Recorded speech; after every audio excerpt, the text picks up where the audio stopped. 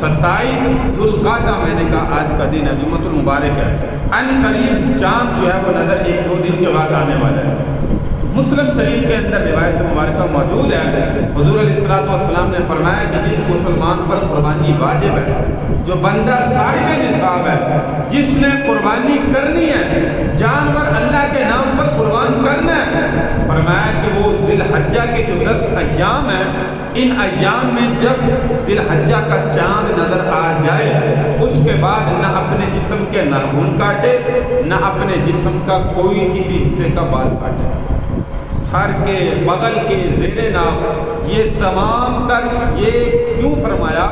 اب یہ اس میں یاد رکھیے، بعض بندے سمجھتے ہیں کہ یہ شاید فرض ہے، واجب ہے، اگر ہم نے کاٹ لیا تو ہماری قربانی خراب ہو جائے گی، اگر کاٹ لیا تو ہم پتہ نہیں کتنے بڑے گنہگار ہو جائیں گے۔ یہ یاد رکھیے کہ مستحب عمل ہے۔ مستحب سے مراد کیا ہے؟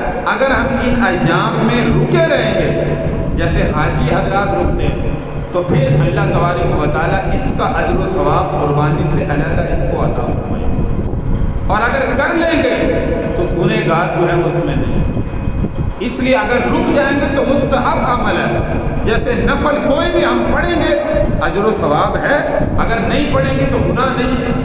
فرض چھوڑیں گے، سنت مؤکدہ چھوڑیں گے، واجب چھوڑیں گے، فرض چھوڑیں گے، تو یاد رکھیے پھر بندہ جو ہے وہ گنہگار ہوتا ہے۔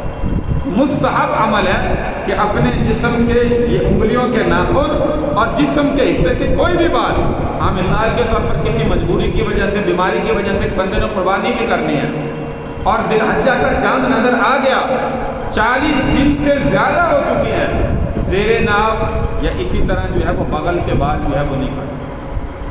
اب ایسے بندے کے لیے ضروری ہے کہ یہ بھی بندہ رکا رہے، ان ایام میں کچھ افاقہ ہوا کر سکتا ہے تو کہے جی میں نے تو قربانی نہیں کرنی ہے لہذا میں نہیں کروں گا۔ تو انسان کو اپنے جسم کی صفائی بھی رکھنی چاہیے۔ الطہور شطر الایمان، یہ حدیث مبارکہ کے اندر فرمایا صفائی ایمان کا حصہ ہے۔ 40 دن سے اوپر ہو چکے ہیں، اس کو کاٹنے چاہیے، اس کو انتظار نہیں کرنا چاہیے کہ 10 ذی الحجہ کا دن آئے گا، قربانی کرنے کے بعد میں جو ہے یہ عمل کروں۔ ان چیزوں کا جو ہے وہ ضرور خیال رکھیں۔ ذی الحجہ کا چاند 1-2 دن کے بعد جو ہے وہ نظر آنے والا ہے، اگر جو ہے وہ پہلے کاٹ لیں، ان ایام میں رک جائیں، اللہ تبارک و تعالیٰ اجر و ثواب عطا فرمائیں گے۔ اور یہ بھی اس بندے کے لیے مستحب ہے جس نے قربانی کرنی، اور جس نے قربانی نہیں کرنی اس بندے کے لیے جو ہے وہ کوئی ضروری نہیں۔